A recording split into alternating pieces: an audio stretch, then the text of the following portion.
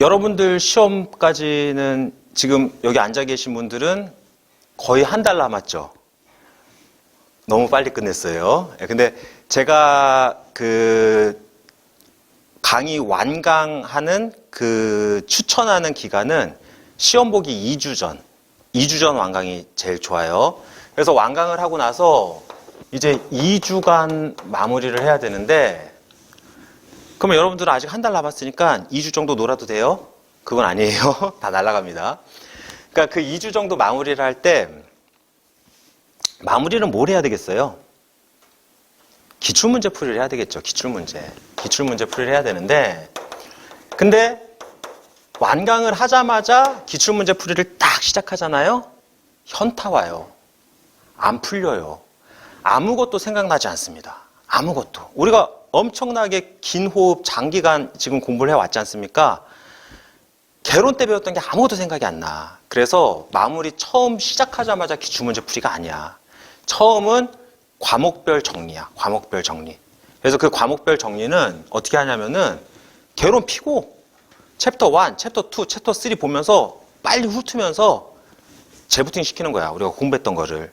그래서 기간이 여유가 충분할 때 과목별 이틀, 기간이 부족하다 과목별 최소 하루. 그 하루라는 시간 정도는 과목별로 노트 필기해놓은 거 보시면서 그때 배웠던 내용을, 제가 얘기했던 내용을 상기하면서 한 번 더 리뷰를 하셔야 되는 거예요.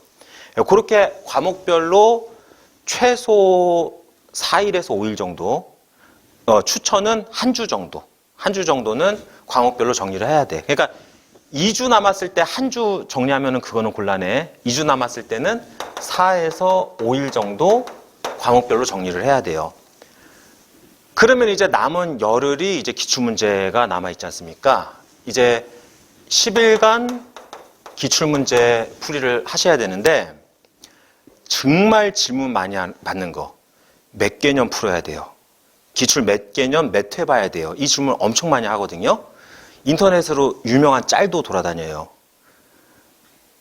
수험생, 이 질문을 한다. 합격생, 최대한 많이 보려 한다. 그런 짤이 돌아다니거든. 그 질문을 왜 해? 그리고 그거에 대한 정답이 없어요. 그렇겠죠. 개념 정리가 확실하잖아요. 2년치만 봐도 합격해요. 근데 개념 정리가 안 되어 있잖아요. 10년치 봐도 합격 못해요. 그렇기 때문에 그거는 사람마다 다 다르고 아무 의미 없는 질문이다. 그러면은 보통의 수업 듣고 개념 정리가 어느 정도 됐다 싶으면은 저는 교재에 수록된 5년치를 추천을 하는 편이에요. 그래서 기출문제 풀이는 5년치를 푸셔야 되는데, 근데 제가 2024년 이후부터는 뭐 몇 년도 기출문제, 몇 년도 기출문제 이렇게 만들어 놓지 않고 CBT 모의고사 이런 식으로 만들어 놨거든요. 근데 그 CBT 모의고사라는 것도 결국에 기출문제고, 그 기출문제에서 편중되지 않으면서 자주 나오는 개념을 골고루 섞어 놓은 모의고사이거든요. 그래서 그 CBT 모의고사도 결국에 기출문제인데, 그 CBT 모의고사 1회차, 이거는 멘붕이 많이 올 겁니다. CBT 모의고사 1회차 풀어보시면은 모르는 문제가 많이 나올 거거든요. 왜 그러냐?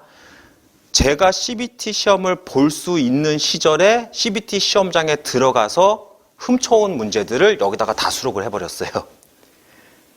그러니까 CBT로 바뀌고 나서 시험 문제를 구할 수가 없어서 제가 시험장에 들어갔단 말이야. 지금은 제가 못 들어가. 그 자격증 있는 사람은 이제 못 보도록 바뀌었어. 근데 그 전에는 자격증 있는 사람도 필기를 볼 수가 있었는데, 가서 신출을 1회차, 2회차, 3회차 시험을 보면서 신출을 다 이렇게 막 외워가지고 막 나오자마자 막 이렇게 써가지고 막 문제를 복원을 했거든.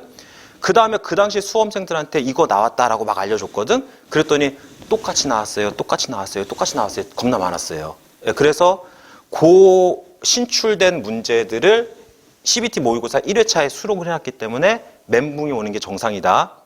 그래서 요거는 점수가 잘 안 나오고, 그리고 그 신출을 많이 수록하지 않았다 하더라도 멘붕 오는 게 정상이야. 기출 처음 딱 보면은. 근데 1회차 풀고 2회차 풀고 3회차 풀고 4회차 풀고 하다 보면은 점점 이제 익숙해져. 그리고 그동안 배웠던 내용이 상기가 돼. 생각이 나. 그러면서 속도가 붙고 점수가 나오기 시작할 거야. 그러니까 처음에는 점수 안 나오는 게 정상이다. 시간도 오래 걸리는 게 정상이다. 안 풀리는 게 정상이다. 회차를 거듭하면 거듭할수록 점차 재부팅되고 빨라지고 점수가 나온다.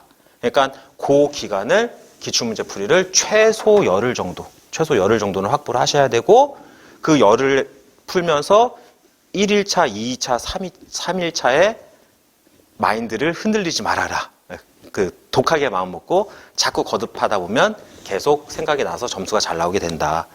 그렇게 이제 공부를 하다가 시험 보기 전날,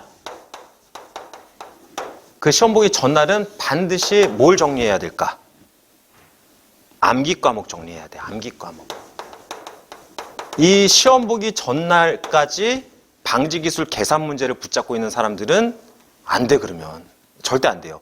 우리가 어차피 최종 합격하기 위해서는, 실기 합격하기 위해서는 계산이 중요해. 근데 필기는 계산 문제가 방지기술은 반 정도 계산이 나오지만 다른 과목은 계산이 많지를 않아. 그러니까 필기 시험에서 계산 문제는 끽해야 30%야. 이론 문제가 훨씬 더 많단 말이야. 근데 계산 문제를 막 공부를 하는 게 공부하는 맛이 나. 계산 막 하고 계산기 두들기고 정답이 딱 나오고 으아 하면서 희열이 느껴지면서 맛이 나기 때문에 전날까지 그거를 붙잡고 있는 사람들이 있어. 절대 그러면 안 되는 거야. 이 계산 문제는 이미 기출문제 풀이하면서 풀었고, 그리고 기출문제 풀면서도 계산 문제 반복되는 문제 계속 있거든. 계속 풀지 마. 문제 보고 풀 수 있다 싶으면 다음 문제로 넘어가야지. 그러니까 계산에 너무 치중하지 말아라. 암기 과목 위주로, 이론 위주로 보셔야 되고, 특히 시험 보기 바로 전날은 암기 과목을 보셔야 된다. 알겠죠? 자, 그러고 이제 시험장에 갑니다. 이제 시험장에 갈 때 옛날에는 OMR 카드 작성하기 위한 컴퓨터 사인펜을 가져갔어야 되지. 지금은 다 필요 없어요. 지금 가져가는 것은 신분증만 가져가면 돼. 신분증. 이 신분증 안 가지고 들어가면은 예전에는 시험 볼 수 있게 해줬어. 그 다음에 나중에 서류 제출하면 됐었어. 지금은 안 돼. 퇴실이야. 신분증 무조건 가져가야 돼요. 그 신분증은 주민등록증, 운전면허증, 여권. 그 셋 중에 하나 들고 가십시오. 다른 것도 있긴 있지만 그냥 그거 해. 신분증 가져가셔야 되고, 또 뭐 가져가셔야 돼? 계산기 가져가야 되죠. 계산기는 그 산업인력공단에서 허용 계산기만 들고 가야 돼. 이 허용 계산기는 카시오, 샤프, 유니온. 그 외에는 없어요. 그 카시오, 샤프, 유니온 계산기 중에서도 2만 원에서 3만 원대, 막 10몇만 원짜리는 안 됩니다. 그러니까 이 허용 계산기는 제 카카오톡 푸사에 남겨 있어요. 제 푸사 이렇게 넘겨보다 보면은 허용 계산기 나와 있을 거고요. 요즘은 다이소에서도 계산기를 팔거든요. 다이소 계산기가 카시오 계산기랑 똑같아. 그래도 안 돼요. 그게 허용 계산기에 포함되어 있지 않기 때문에. 그러니까 그 허용 계산기 확인하셔서, 제가 처음 수업 시작할 때 이거 말씀드렸죠. 그거 이제 와서 말씀드리냐라는 얘기할까봐 걱정되네. 허용 계산기만 들고 가야 되는 거. 또 뭐 들고 가야 돼요? 이거면 돼? 필기구 가져가야 되잖아. 필기구. 그 필기구, 근데 이면지, 연습장 이런 거 못 써요. 근데 CBT 시험장에서 A4보다 조금 한 단계 작은 거 이렇게 나눠 주거든요. 그러니까 달라고 하면 주고, 또 달라고 하면 또 주는데, 또 달라고 했을 때 기존 거 가져가고 새 거 줘요. 그리고 거기에 내 이름 써야 되고요. 그 사람도 수험번호 몇 번 가져갔는지 그거 다 체크해가지고 나갈 때 다 제출해야 돼요. 겁나 철저해요. 왜 이렇게 철저할까요? 나 같은 사람 때문에 문제 가져갈까봐. 그래가지고 이거 연습장 주거든요. 그 연습장에다가 우리 계산 문제 많잖아. 이거 필기로 이렇게 계산해야 될 거 아니야. 그리고 이거 다 썼으면 이렇게 다시 또 달라고 하고 막 이런 식으로, 그런 식으로 필기구 가져가야 됩니다. 그러니까 필수는 요거 3개 정도. 옵션은 뭐 생수 가져가면 좋고, 감기 걸렸으면 휴지 좀 가져가고, 뭐 기타 등등 뭐 가져가면 되는데, 필수로 가져가야 될 건 요거 3개 정도라고 생각하시면 돼요. 뭐 빠진 거 있나요? 이거면 되죠. 이거면 돼. 자, 그리고 이제 시험장은 뭐 8시 40분 입실도 있고 하여튼 4시간마다 있는데 근데 그건 고사장마다 달라. 근데 다 40분 입실이다. 40분 입실. 그래서 40분 입실인데 우리는 8시 40분 입실이라고 8시 40분 짜릿하게 도착하는 게 아니라 최소한 10분, 20분 정도 일찍 가야 되잖아. 그러면은 8시 40분 내가 입실 시험인데 8시 30분에 도착했어요. 대기실 있어요. 대기실. 그러면 대기실로 대기실 이렇게 안내 표지판이 있어. 그 대기실로 가면은 사람들 다 앉아가지고 막 책 보고 있거든. 그래서 거기서 막 책 보는 거야. 그래서 8시 30분에 대기실 앉아서 책 보다가 한 38분 정도 되면은 감독위원이 와서 고사장으로 이동하겠습니다 하면은 이제 그 건물에도 몇 고사장, 몇 고사장, 몇 고사장 있단 말이야. 그럼 본인 수험표도 가져갈까? 이 수험표는 몇 고사장인지 확인하기 위해서인데 어차피 그 고사장이 붙어 있어요. 그래서 내 고사장 그 번호 여러분들 이미 알고 있어요. 그 몇 고사장인지 다 수험표에 나와 있거든. 그래서 그 수험표에 나와 있는 고사장으로 입실을 하는 거야. 그렇게 해서 이제 입실할 때 앞에 또 감독위원이 딱 서 있어요. 그 감독위원이 핸드폰 꺼내세요, 핸드폰 끄세요, 가방에 넣으세요. 이거 다 지켜봐요. 그리고 시계도 막 지켜봐요. 그 스마트워치 같은 거 다 꺼서 가방에 다 넣어야 돼. 그리고 나서 이제 본인 자리가 그 교실 앞에 붙어 있어. 이렇게 좌석 번호가 있고 그 좌석 번호에 내 이름이 써 있어. 그러면 거기에 가서 앉으면은 모니터에 내 얼굴이 딱 나와 있어요. 그러니까 그거 확인하는 거는 모질이가 아닌 이상 어렵지 않습니다.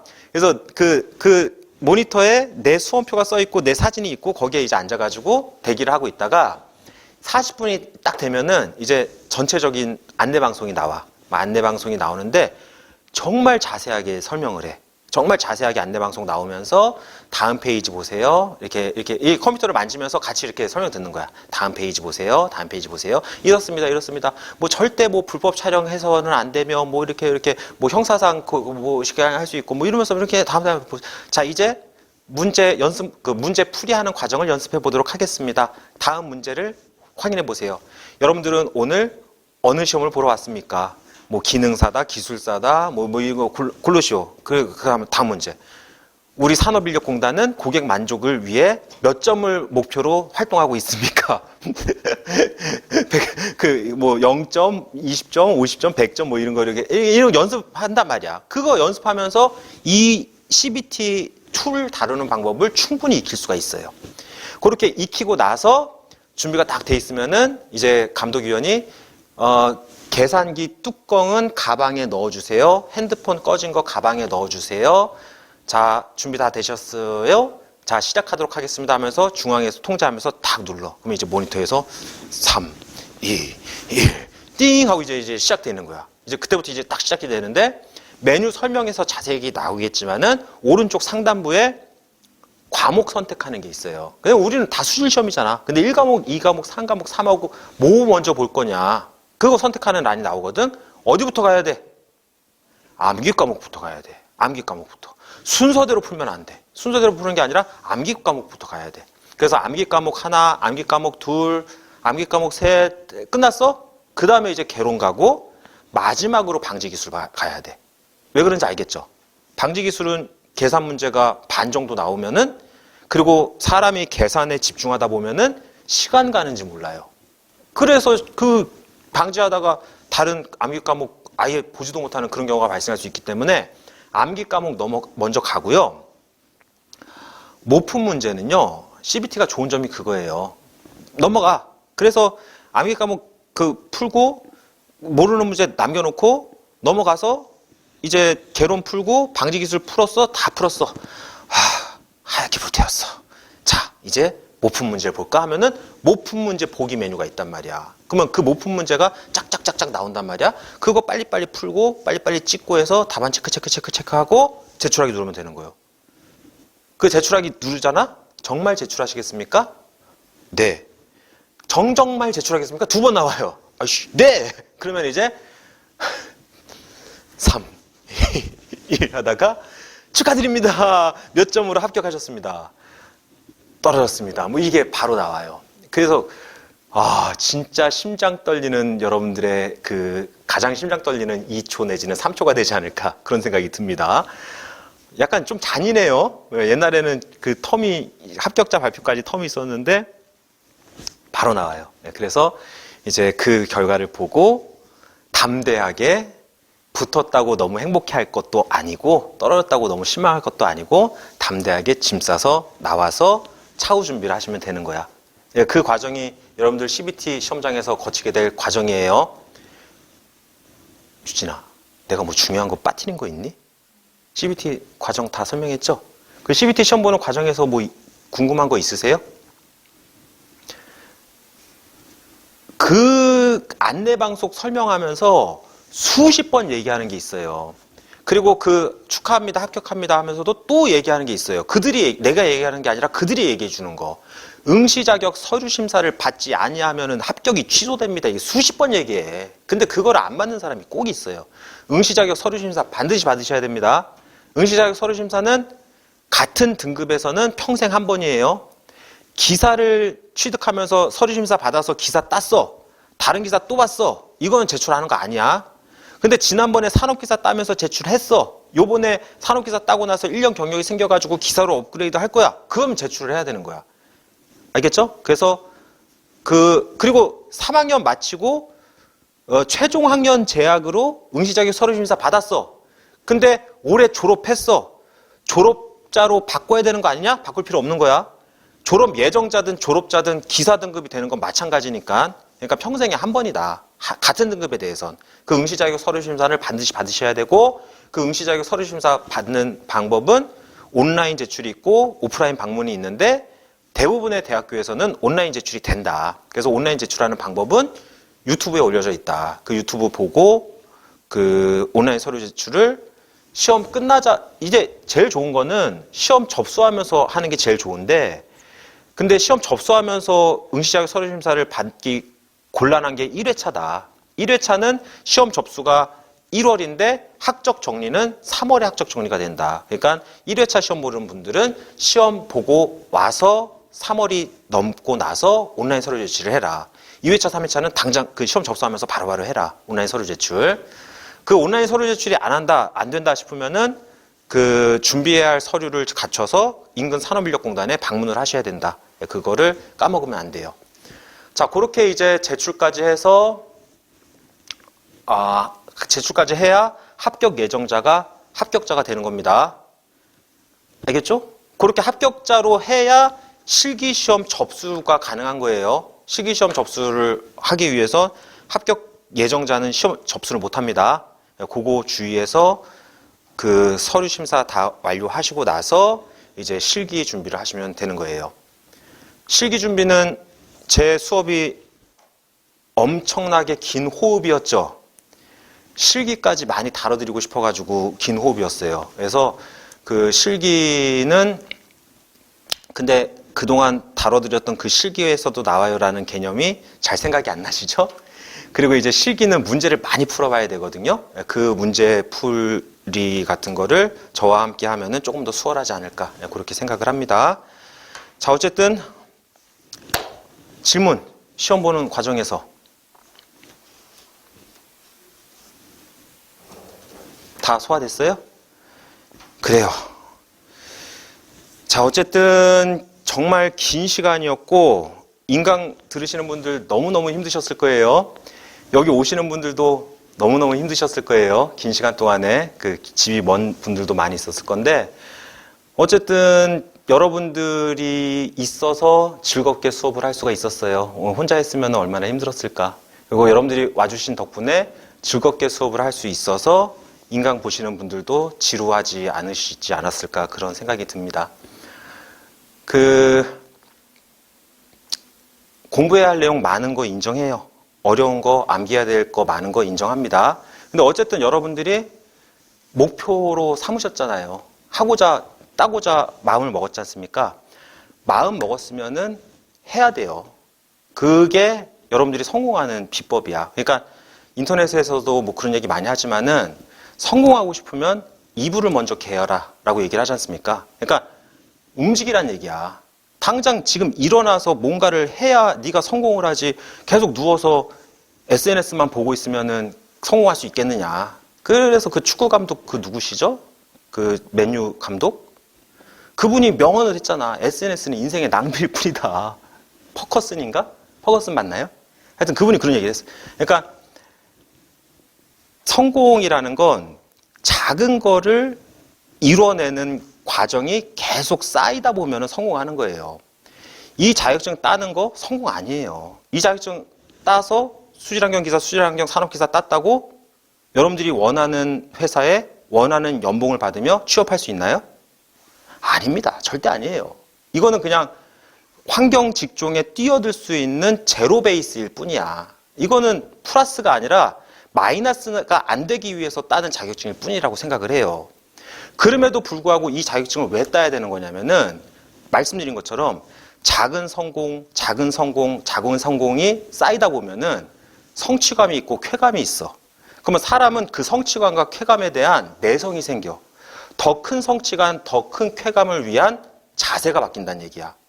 아침에 일어나고, 이불 개고, 운동하고, 책 읽고, 공부하고, 조금 더 올라가서 자격증 따고, 기사 땄어, 수질 땄어, 대기도 따고, 산업안전도 따고, 그리고 이제 취업하고, 그리고 경력이 쌓였어, 기술사도 따고, 점점 큰 희열.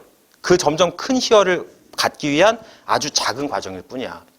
이 과정에 발 걸려서 넘어져서 일어나지 못하면 어떤 것도 이룰 수가 없다라고 생각을 해요. 뭐 이유는 다양해요. 전 비전공이에요. 그래가지고 너무 어렵네요. 저 회사 다니고 있어요. 시간이 너무 안 나네요. 저 연애하다가 이번에 실연당했어요. 마음이 너무 아프네요. 이런 거는 여러분들의 당위성을 설명하기 위한 핑계일 뿐이야. 하고자 마음을 먹었잖아요. 그러면 해내야 될 거 아닙니까? 그죠? 내가 가고자 하는 길이라고 생각했으면은 돌부리에 걸려서 다리가 분질러져도 목발을 짚고라도 가야 되는 거지 않습니까? 그렇게 가서 성취했을 때 그 성취감을 맛보면은 더 큰 성취감을 위해서 계속 노력하는 자세로 바뀔 수가 있고 그 자세를 가져야 성공할 수가 있다고 생각을 해요. 인정? 예. 그래서 그 과정 속에 제가 여러분들과 함께 한 이 시간이 좋은 기억으로 남았으면 좋겠어요. 좋은 기억으로 남았으면 좋겠고 미력하게나마 여러분들에게 도움을 주는 강사였다면은 영광으로 생각하겠습니다. 영광으로 생각하고 제 삶의 의미와 가치라고 생각할게요. 그러니 마무리 잘 하셔서 좋은 결과 꼭 만들길 바라겠습니다. 수고 많으셨습니다. 자가 더 크게